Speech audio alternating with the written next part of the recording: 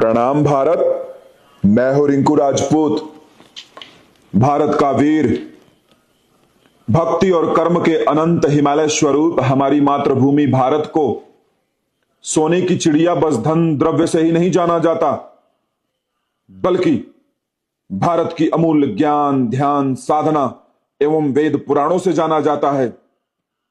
4 वेद, 18 पुराण, 6 शास्त्र, 108 उपनिषद, जिनमें अत्यंत प्रिय श्रीमद् भागवत गीता है।